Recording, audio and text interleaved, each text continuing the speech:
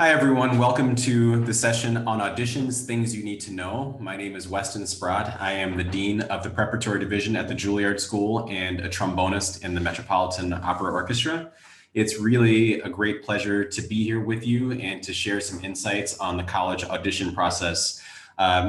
As the Dean of the Preparatory Division, I just thought I'd make you aware of what I do there. I lead two programs at Juilliard. One is Juilliard's pre-college program, which is a global program of about 320 students who come every Saturday and engage in a full conservatory style curriculum, as well as the music advancement program, which is about 70 students from the New York State tri-state area. And that program focuses primarily on students from underrepresented communities in classical music. We have tons of students from the preparatory division in Juilliard who go on to colleges to study music every year, and many of them who choose to go on to different careers. I would say that about 50% of our students who graduate from pre-college go on to major in music at any number of conservatories. About 25% of our graduates go on to actually study at Juilliard, but they go to any number of other schools as well. All of the ones that are probably very similar to ones that many of students who are listening to this are probably interested in auditioning for. And another 50% who go off and decide to major in something that is not music. So I've spent a lot of time over the years working with students about working with them through their college decision-making process, and have a fair amount of experience with that. Before we get into it too much, I want to remind you all to please feel free to drop your questions in the chat. I have my phone with me and I have the Whova app open. And so hopefully I can see your questions as they come in. Feel free to drop them there at any time. You can wait till the end if you want, but you're also free to drop them in the chat box in real time if there's something that I'm speaking about that you feel like it needs some clarification. I'm not sure that the presentation will take up the entire time, so hopefully there will be some questions that I can take and help people out with that. Moving forward, this is me. This is where I started. It's probably similar to where some of you are now. There I am with my letter jacket from my senior year of high school. I grew up in Houston. I started playing trombone in the 6th grade band. I never had a ton of guidance on the instrument. I just went to band class and learned from the band director. I was always a highly motivated kid. I loved to practice, but I didn't take private lessons through junior high and high school, which was kind of an unusual thing, especially for someone who ended up with the trajectory that I had. But I was going into the process that many of you are going into right now, relatively uninformed. In fact, I learned about where I wanted to audition. I remember one day I was standing in line at the grocery store with my parents, and I picked up a magazine called US News and World Report. And I looked through it and I saw which programs were listed as having strong music programs. And because my parents were very interested in making sure that I had a quote unquote backup plan for music, they also wanted me to study business. So I identified two schools that had very strong music programs and very strong business programs. And as a result, at that time, back in 2000, I ended up making two of my primary audition places, the University of Michigan and Indiana University. I wound up going to Indiana University for my freshman and sophomore year of college before transferring to the Curtis Institute of Music, where I graduated back in 2005. I auditioned at several schools. In addition to that, there were several Texas schools where I sent recordings, as well as University of Maryland. But actually, I didn't audition at any conservatories at the time when I was in high school, largely because I was unaware of them, and also because my parents were interested in me doing something that wasn't just music. They wanted me to have the opportunity for a more well-rounded education. At least that's the way that they viewed it. As it turned out, I ended up only studying music, but that was definitely something that was at the top of mind for my family. And I imagine it's something that's at the top of mind for families who are watching on this webinar as well. There were some things that I knew. I knew that I wanted to pursue a career in music, that I loved it a lot, but there were a lot of things that I didn't know. I did not understand truthfully what the difference between a college and a conservatory was. I didn't really know much about the teachers at the particular schools where I was applying. I basically had a very generic idea of their resume, what I could read online at the time, but I had never taken trial lessons with any of them. I didn't have an understanding of what their teaching philosophy was. I had not met or interacted with students from those particular universities. I was really operating in the dark. So by comparison to me, everyone who is on this webinar is at a pretty significant advantage, and hopefully this session will give you a little bit more information about how to go even further in that direction and learn even more. In my professional career, these are just a handful of the places where I've taught over the years. And if you look at this list, Purchase College, Rutgers University, Bard, Mannes, the Juilliard School, et cetera, there's a wide variety of schools here where I've worked, state universities, private colleges, conservatories, et cetera. And so I have a pretty decent understanding of a pretty wide range of what the audition process looks like and what schools are looking for from both an administrative point of view and from a faculty point of view. And those things are somewhat different, and they're worth thinking about. So feel free to ask any questions about not only about any of these particular places, but also perhaps some of the differences between what some of these places are like, because there are a lot of similarities between state schools, conservatories, and private colleges across the country. So let's get into the nuts and bolts of what this is all about. A question that I commonly hear from young students is, where should I audition? Where should I go? And what should you be thinking about? And a piece of advice that I would give to students and parents is to think about what it is that you want to achieve. What you want to achieve should be one of the driving forces behind helping you to determine where it is that you actually want to audition. And how do you determine what that might look like? One good way to do that is to think about the artists that you admire the most, or the artists that you most want to be like, and trace the trajectory of those people, trace the trajectory of their career. What did they do? What competitions did they enter? What orchestras did they play in? But also in this particular context, what schools did they attend? What teachers did they study with? What were the profiles of those teachers? What types of things were they getting themselves involved with that prepared them to have the career that they have, which is a career that you admire? I think you can learn a lot by doing your research and basically reverse engineering the career that you would like to have back to the place where you are now. That's largely what informed my decision to audition for the Curtis Institute of Music after during my sophomore year of college. Is that I started really thinking to myself, I know that I want my career to be one that is playing in a professional orchestra. That was my sole desire at the time when I was 18 or 19 years old. And I was looking at a lot of the players that I admired the most and thinking about where they went to school and what they did. And I saw that there was a long history of great orchestral players who had gone to the Curtis Institute of Music, and that there was a recent trend of great players who had gone to Curtis, who had gotten jobs in orchestras. And I thought, this is a place that I really want to shoot for and attend.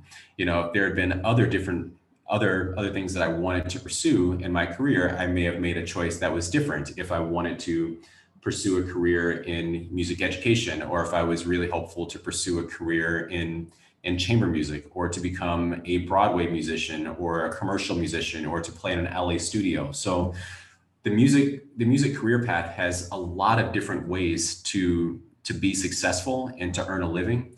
And you just have to have a deep understanding of what those different things are, who the different players are in those particular parts of our field, and get an understanding of where they went to school, what they did, and see if you can create a list of schools that are going to help to put you on that trajectory as well.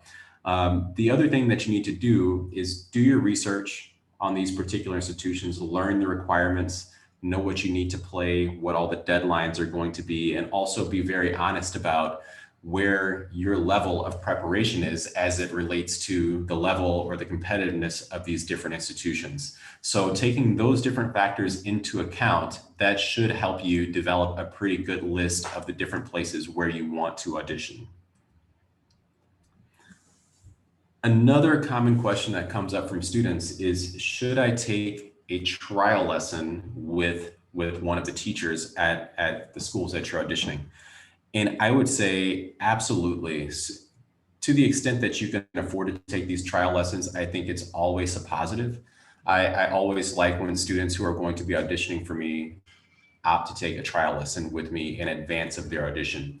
A couple of things about that. I would recommend that you take your trial lesson with the teacher as early as you possibly can. Sometimes that's not possible. You're traveling to a school and you're just going to be there for a couple of days, and maybe you take the trial lesson the day before, or a couple of days before. But especially now that we're in this era where everyone is doing everything remotely, take advantage of the opportunity to have those trial lessons now. Do it really, really far in advance if you can. Perhaps your college auditions will not be until February or March, and now we're in November. Try to get those trial lessons in if you can, perhaps before the holiday break in December. The benefit of doing your trial lessons early is that you will have an actual opportunity to implement the changes and improvements that the teacher is recommending to you. And in the vast majority of cases for schools, teachers are really looking to see, is this a student that I can work with? Is this someone who listens? Is this someone who grows and responds well to advice? And the more time you have to do that, the better off you're going to be. And your number one goal when you get to the audition, besides just playing the audition well, is to show the committee, and especially that faculty member that you took a trial lesson with, that you have improved since the last time they saw you. A great impression you can make is for a faculty member to think to themselves, I saw this student back in November or December, and now when they're auditioning in February or March, they sound so much better than they did then. And it's very clear to me they've taken to heart the advice that I gave them. I shared with them that they needed to work on their intonation and play with drones. And it's really clear their intonation has improved significantly and that they must have been doing that work. That's an indicator to me that this is a student that I would like to work with in the long term, and that this is someone who I can help build a nice trajectory and build a good career because they're willing to follow instructions. They understand things very clearly, and they have a good work ethic. So for those reasons, I think you do want to take a trial lesson if you can. That being said, I wouldn't be discouraged if you can't take a trial lesson. Don't feel like you have to break the bank taking a lesson with a teacher at every particular school. Still the most important piece of the puzzle is how well do you actually play your entrance audition. But having an entrance audition where you not only play great, but you've shown improvement from a trial lesson to the audition provides you an additional bonus, and it gives the teachers more information about you that hopefully is positive. All right, but be careful that this cuts both ways. If you take a trial lesson and then you show up to the audition and you actually haven't made any of those improvements and you haven't done the work, that's also going to be a negative indicator to the faculty member that this is a person who perhaps my teaching style doesn't gel well with, or this is someone who is not taking my advice particularly seriously. So when you sign up for those trial lessons, make sure that you're keeping all of those things in mind.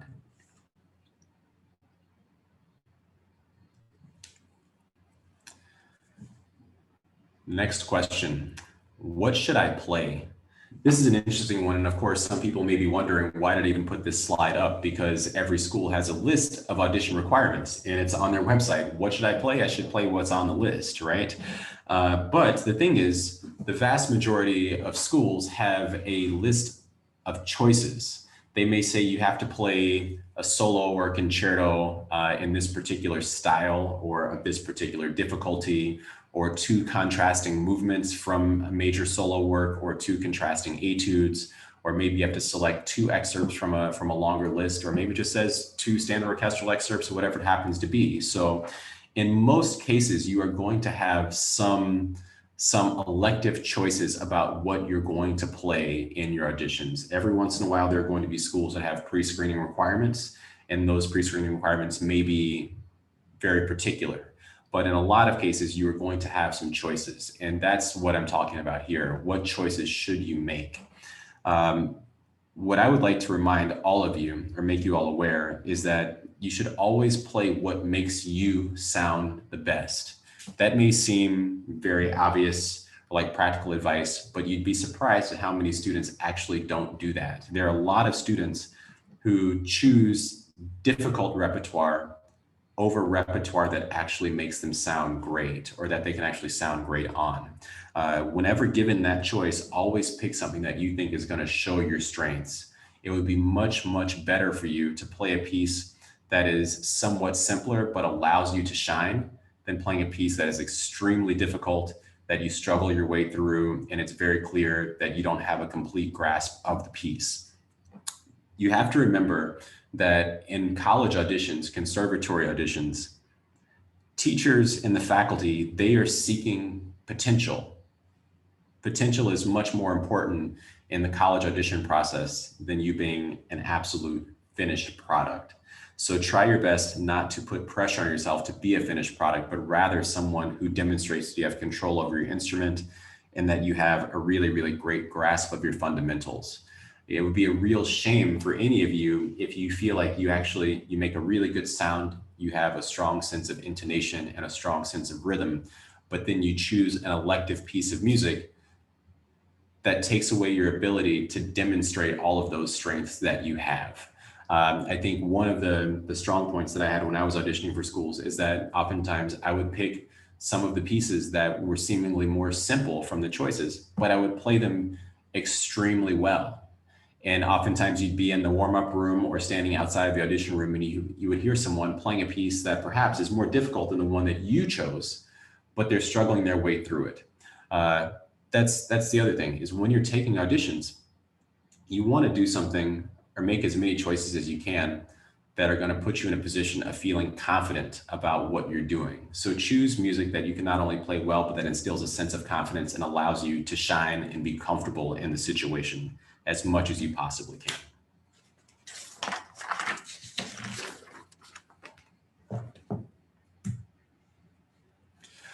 What about audition etiquette? So here I have a few different pictures. And of course, one in the middle is Daniel Craig portraying James Bond. A lot of students ask, what should I wear at an audition? And I recognize that we're in a different time now, and that a lot of our auditions will be done remotely. You'll be sending perhaps a recording into the audition, a video recording of your playing, or maybe you'll be joining live via Zoom for a particular school and playing your audition that way. Regardless, I think you should still approach the process with the same degree of professionalism that you would if you were in a live audition. So if you look at the three people here, you've got one person wearing some torn jeans and a hooded sweatshirt. You've got James Bond in his tuxedo with the black tie, and then you have this other guy here with a nice suit and a tie. And if I were given a choice of which one of these three I think is most appropriate for an audition, I would probably choose the one on the far right. I think it's very important to put together a professional presentation. You don't want your audition to come across as something that you are taking casually. You don't want to do anything that would indicate to the faculty or the gatekeepers for that particular school that this is something that you're not taking seriously or that you're not invested in, that you don't think is important. At the same time, this is an audition for a college. This is not your Carnegie Hall recital debut where you have to dress in a tux or a formal dress or anything like that. So I would say, think to yourself, business attire or business casual. Some people would say dress as though you were going to church or something like that. I think that's a decent way to think about how you want to dress for your audition, whether it's live or remote. Put together a nice professional presentation.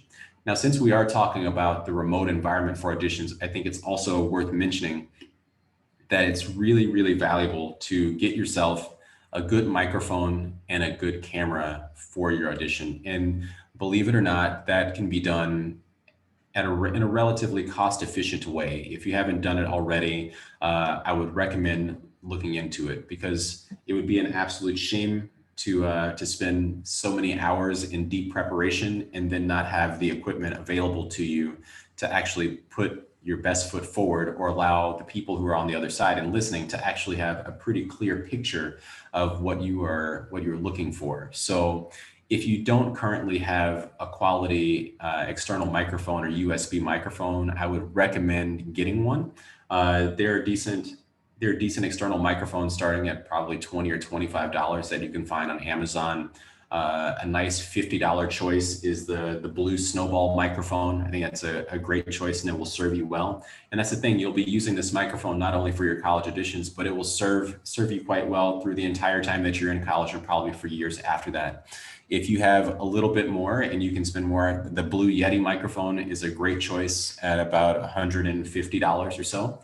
And they're pretty decent USB cameras as well that you can get for probably $25, $30. So just something that helps to present you so that the sound that you're creating or the sound that the teachers are hearing is actually reflective of the sound that you're making in the room. That's really, really important. The other thing is make sure that you set up your sound and your camera and your lighting in a way that actually shows the listeners who you are or shows the judges who you are. Make sure that the light is set up behind the camera, not in front of it, so that you're not sitting in a dark shadow.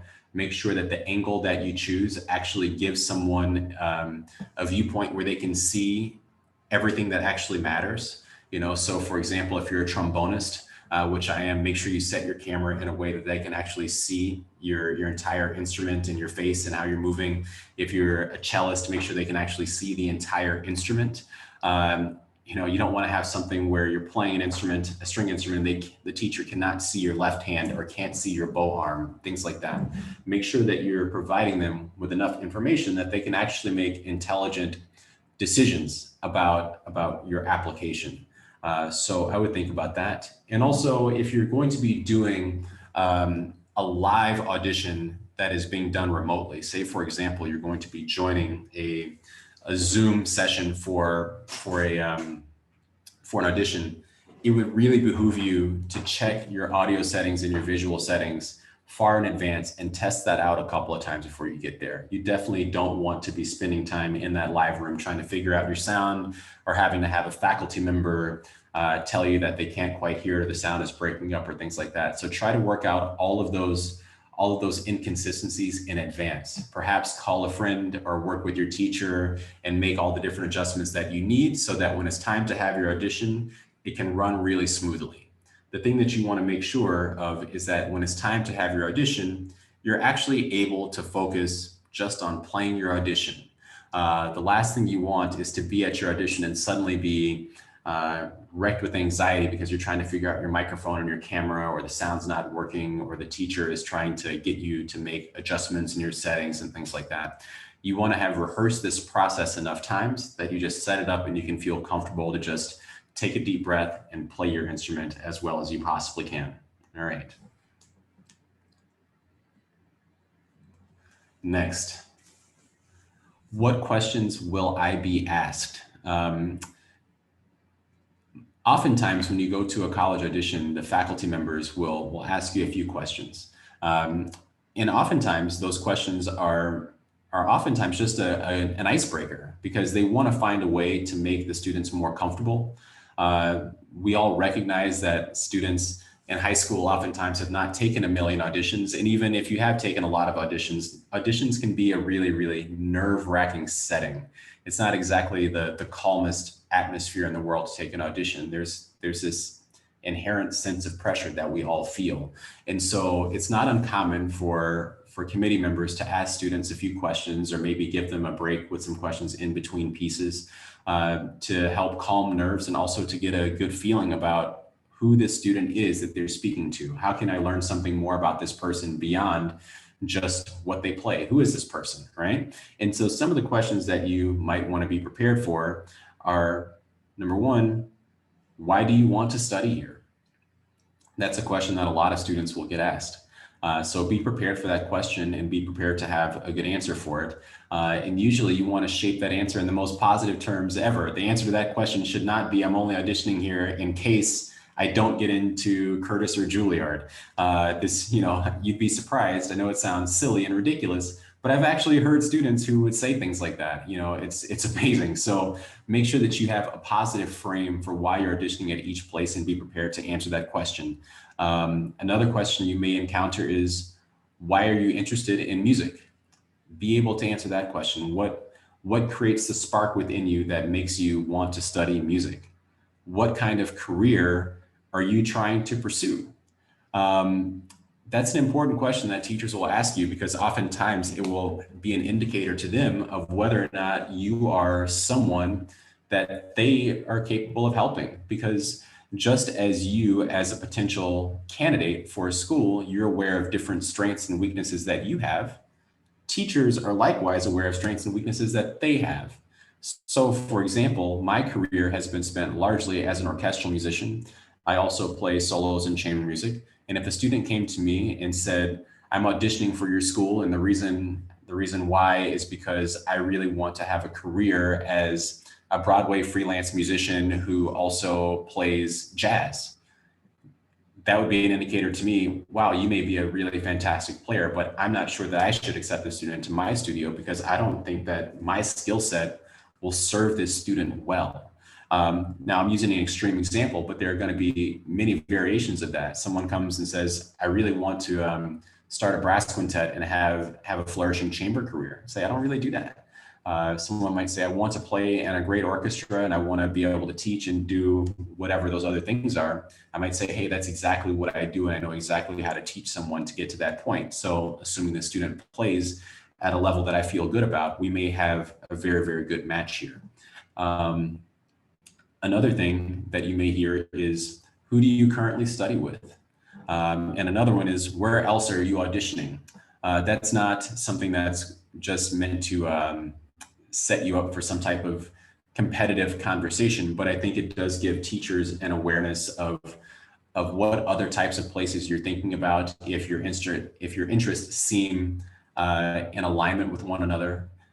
For example, if someone says, I'm auditioning at Northwestern Indiana University, Cleveland Institute of Music, Curtis and Juilliard, and one or two other places, that might seem very sensible. If someone says, I'm auditioning at the University of Georgia, the University of Arizona, Berklee College of Music, and the Paris Conservatory, that may throw up some red flags, and someone might say, I need to investigate this more so I can understand exactly what this student is hoping to achieve and why they're choosing these different places, because more information is usually good when making admissions decisions. So that's something to think about.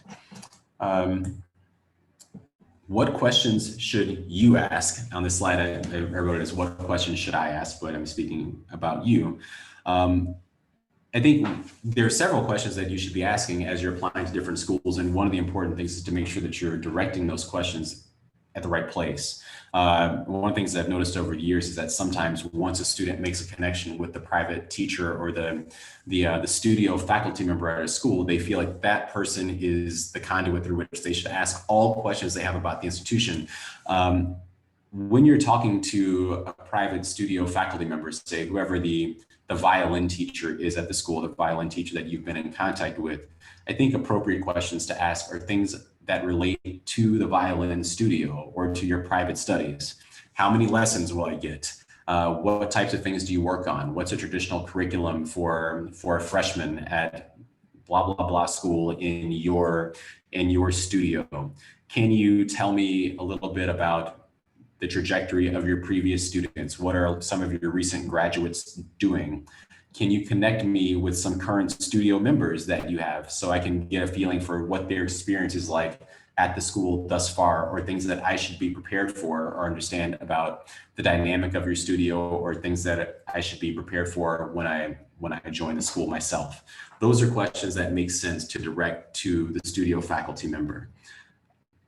Questions about financial aid, admissions timelines, where you should submit your recommendations or anything like that, you should direct those questions to the admissions officer at the school. Try your best to avoid sending those questions to the studio faculty member. The reason why is not because the studio faculty member doesn't necessarily want to see those questions, but oftentimes they're not going to be as well suited to help you.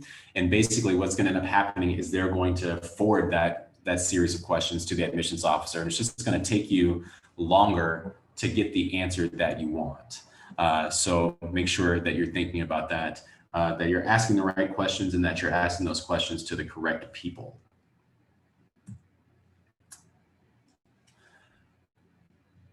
Another commonly asked question, do grades and recommendations really matter? I know that a lot of students who are pursuing music as a career or music for their college degree, especially students who are pursuing music performance, oftentimes they think to themselves, well, all that matters is whether or not I play well enough. My grades and recommendations and all this other stuff, my test scores, they don't really matter. And that is definitely not true. So the answer to this question would be a resounding yes. Of course, when you're auditioning for a conservatory or a school of music, one of the most important factors is going to be how well do you play? Is this someone that I want to work with in a private lesson situation? Is this someone I think can improve as a player in a way that I will feel good about sending them out into the world as a performing artist? But there are a lot of schools where decisions come down to the margins. You know, perhaps a school only has a couple of openings in a studio, and there are several players who are very close. So say, for example, school X has 3 viola openings, but they have 5 players who played really strong auditions. What's going to make the difference? And this happens a lot at different schools. And what's going to happen is they're going to go back, the faculty members and the admissions officers are going to go back, and they're going to look at the recommendations that you have, see what your teachers are saying about you, and they're also going to look at your grades, and they're going to think about those in the context of what they know happens at their school. So for example, if you're auditioning for a school that has a very rigorous academic schedule and they know that their classes are very difficult and they're not 100% sure, or there's a close call between you and someone else, and they look at your grades, they're going to think to themselves, we may be concerned about this student if their grades are not very strong, because even though they may be successful at our school as a player, we recognize they're going to be struggling regularly, at least based on the previous evidence that we have. They may struggle in their academic courses. And this may be a student that, even though they thrive in their lessons and in orchestra, they may constantly be on academic probation, or they may not be able to survive 4 or 5 years at a school that takes their academics really, really seriously. Or they may look at your recommendations and say, this student plays really well, but their teacher says that even though they play really well, they haven't improved very much over the last few years, that they're very good, but they still sound the same as they did 2 years ago. So take all of those things into account, and by all means, I think you should place a high value on making good grades and having strong recommendations. Those can serve you really, really well, especially when you're operating on the margins, or when schools have to make a very, very close call. What about financial aid? Just a few quick points on this. Number one, I would say don't let the starting price of a school discourage you from auditioning. The cost of education is continually rising. That's no secret. And the starting price tag for a lot of schools is extremely high. And sometimes that can be off-putting and scary. But most of these schools also have a pretty robust offering of financial aid. So just apply, play the best audition that you possibly can, and see what happens. And once you are hopefully accepted, you will get a financial aid offer or financial aid package that they will send you. And one thing that you should be aware of, that oftentimes students and families are not aware of, is that you can appeal the initial offer that you receive from a school. Don't be under the impression that, say you audition for a school and they write you a letter back and say, congratulations, you've been accepted and we can offer you $10,000 in scholarship. You think, well, the school costs $55,000, so that's it. And that's too expensive, we're not going to go. It is within your right, and it is almost expected that you will appeal that offer. So if you think that offer is not enough for you to attend the school, or you think that it doesn't recognize the financial situation that you and your family are in, you should definitely write back to the school. And oftentimes schools have an official appeals process where you can say, I'm very thankful and grateful for the offer that you've given me. Unfortunately, this is what I would need to be able to make this work. Is it possible for you to adjust the offer? In some cases, you can even negotiate and make it very clear about offers you've received from other schools. Say, you gave me an offer of $10,000, and that means my out-of-pocket cost is going to be $40,000 a year, but I also applied at a very similar institution, and my total cost to attend that school would only be $15,000 a year. Is there any way that you can close the gap? Because I would really love to come to your institution. That's a conversation that financial aid officers and admissions officers are comfortable having. And you should have it, and you should not feel that engaging in that conversation is going to make you a less attractive candidate to those schools. So don't feel like if I push for more financial aid, this school is going to get sick of hearing from me or my parents and they're going to rescind my acceptance. That's not going to happen. All right. You will definitely at some point get to a point where they say, this is the final offer that we can make. That's the most we can give you. You just have to make a decision. But you should definitely think about pushing for what makes the school the most affordable option for you. And then comes the question about, how do I choose? How do you make a decision? You've taken your auditions, you've gone through the process, you took your trial lessons, you've received your acceptances and your financial aid offers, and now you're at the table with your family trying to figure out what you want to do. And all I have to say about this is that this is a very personal decision. You'll have an idea of which schools you like, and how you determine to prioritize which school you most want to go to. And there are a lot of different factors to balance when you're deciding which school you want to go to. The main thing I would tell all of you to think about is make sure that you weigh all of the different factors very, very thoughtfully, and try your best not to let one factor completely dominate the conversation.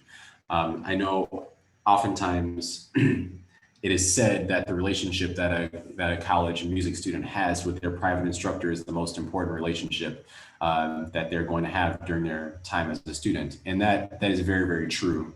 But when deciding on a school, I think it's really important to aggregate all the information and make a decision that's based on the comprehensive offering of a school.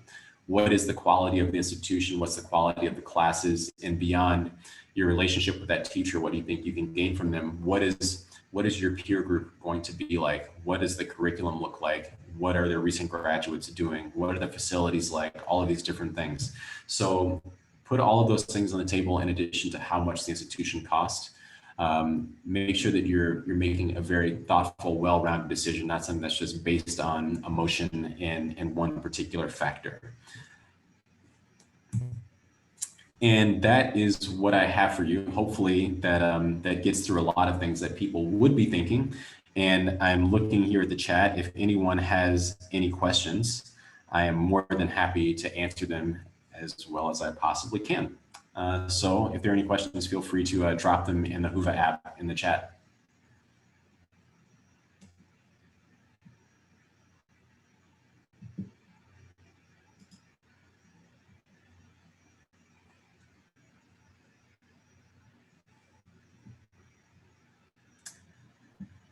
Let's see. Okay, so Marissa Stewart says, I have students who desire to build their college application with performance experience, participation in music festivals, years of private lessons to apply to Ivy Leagues and colleges. Can you speak to how these and other music education elements help improve a student's chances of getting accepted as a non-music major to colleges and music majors? Okay, so what's interesting that you mentioned that is that actually in the preparatory division at Juilliard, we just had an Ivy League day on Saturday with admissions officers and representatives from Harvard and Brown and Princeton and Columbia and a couple other schools like that. Stanford, I think, was represented there as well. And the arts portfolio is definitely a meaningful part of an application for non-music majors. I know that the schools, they all value that pretty highly. Because there are so many different factors that schools are taking into account.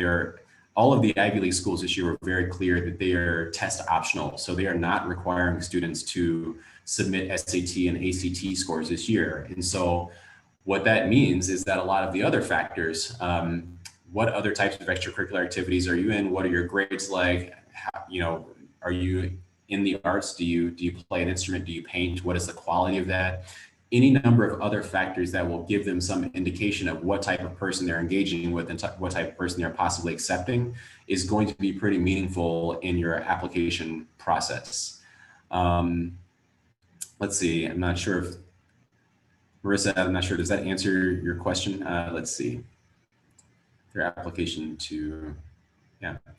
So definitely list all of those things, and that kind of ties into another question that was asked before.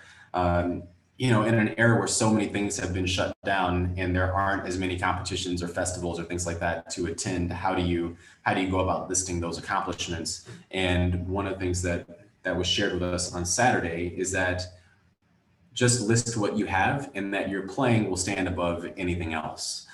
So even though you may have hoped to be able to list a million things on your resume and say I played in this all region group or all city or all state or this or that or any number of other things, and not to suggest that all of those accomplishments are not wonderful and great, the thing that will surpass all of those is going to be the quality of the playing that you submit. So always prioritize that. For all the years that I've been teaching, I've met several spectacular players who didn't have a lengthy resume of all the things that they've done before, but they could play. And then you also meet students who have a very lengthy resume of all the different achievements and accomplishments that they've had, but the recording that they submit or the way they play in the actual audition is not at the highest level. So put the emphasis on your quality much more than you're putting your emphasis on what you're able to write down on the resume. Are there any other questions? Feel free to drop them in the chat.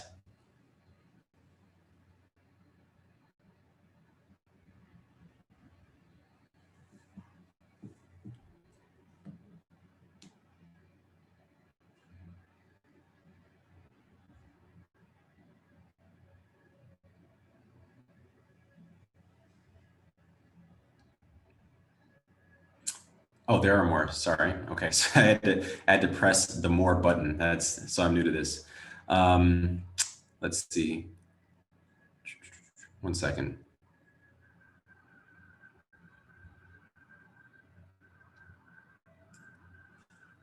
Is it impressive for conservatories to see a positive jump in grades through high school? For example, going from 80s to high 90s?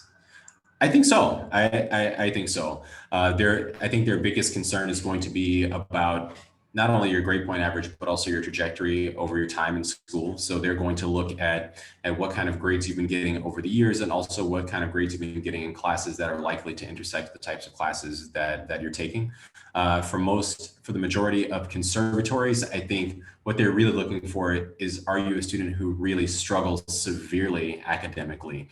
So if you're a student who is making 80s and 90s or A's and B's throughout your college career, I think the vast majority of conservatories are going to feel very, very strongly about that. And the question is going to be about the quality of your playing. So I would be much more concerned if you start having grades that are lower than that. If you're having C's and D's and things like that on your report card, that's going to be something that's going to be a major question mark for a lot of schools. I think the calculus will be a little bit different, or I should say significantly different, for the schools that view themselves much more as pure academic institutions as well. So for example, if you're applying to schools like Yale or Harvard or Bard College, where I teach, was a very difficult and rigorous academic institution, those schools that are putting you oftentimes into double degree programs, things like that, they're going to put a higher emphasis or a greater emphasis on what your academics are like. So that's something you should think about. But if you're applying to mostly conservatories and you're making A's and B's, I don't think that's going to be, actually I can say with some confidence, that's not going to be a red flag for the admissions office.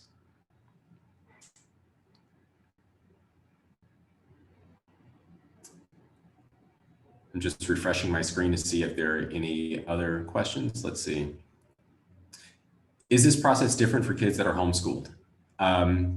Yeah, that process is different. The audition process itself is not different, but the application process is different. And I think every school has a way of trying to assess what the homeschooling situation is like. They're going to ask you probably a lot of questions about what your curriculum is like, what it's based on, what the rigor of that is, how it's evaluated, stuff like that. So a lot of schools are going to have questions that are going to ask you to clarify what the homeschooling experience was like. How does participating in a pre-college program like Juilliard's factor into a student's chances of getting into that school? If I'm to be quite honest with you, I think that it doesn't play much of a role at all from an official standpoint. I do think that being involved in a pre-college program like Juilliard Pre-College or NEC or a number of schools, a lot of conservatories have these types of programs. I think that it increases your chances in the sense that you are you are more familiar with what a conservatory style program is like, that you're regularly taking lessons, that you exist in a musical environment on a regular basis. So in that way, you're prepared. In some cases, it turns out that you have more familiarity with a teacher knows who you are. So maybe you study with someone at the pre-college program in Cleveland, and that same person is also on the faculty of Cleveland Institute of Music at the college level. So they're better able to help you prepare for what you would expect for the audition of the things that other faculty members on that particular faculty may be looking for. You're likely going to have a higher degree of comfort with that particular program. However, I do think that the process in general is largely a meritocracy, and that students who play well are going to get in. Like I said, 25% of the students who get into the undergraduate class at Juilliard in the college were students from the Juilliard pre-college, but that also means that the remaining 75% of the students who got into Juilliard are students who did not go to the Juilliard pre-college. They're coming from all over the country, all over the world. So I don't think, or I can say for sure, that being a member of a pre-college program is not something that guarantees you entrance into the college. You still have to play the audition well and be a competitive candidate. Can you speak on dual degrees with music as a minor and music as a major? Sure. There are several institutions that offer that, and each school has organized that program differently. For example, I know that Harvard has a relationship with NEC, Juilliard has a relationship with Columbia. Bard College, for example, has a 5-year dual degree program where you get 1 degree in performance and another degree in a different liberal arts subject. Indiana University, for example, offers a music degree with a Bachelor of Science in an outside field. So sometimes it's a double degree, sometimes it's music major, music minor, things like that. But this is something that's very much this is not an across the board type of thing where we can say every school does their music major versus music minor program in a particular way. That's something that's going to be very specific from one institution to the next. So you have to look into what those different things are. Sometimes you can do those in 4 years. Sometimes you can do them in 5. There are also schools that have programs you can basically do a bachelor's and a master's together over the course of 5 years. So that's something you just have to do your individual research for each institution to see what that's about.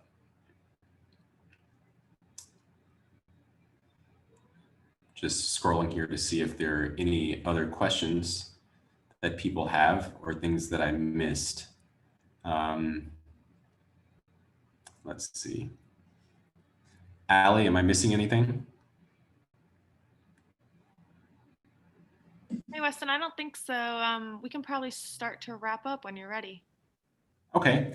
All right. Well, I'll tell you what, I'll give another 20 seconds or so. And if I don't see another question pop up, we only have time for about one more anyway, then I will let you all go.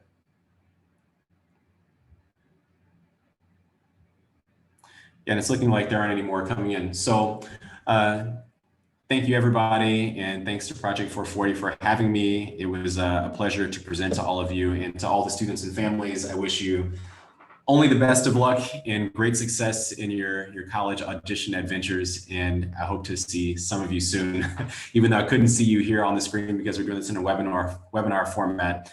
I'm sure that my path will cross with yours at some point, hopefully in the not too distant future. So thanks so much for attending. Appreciate it.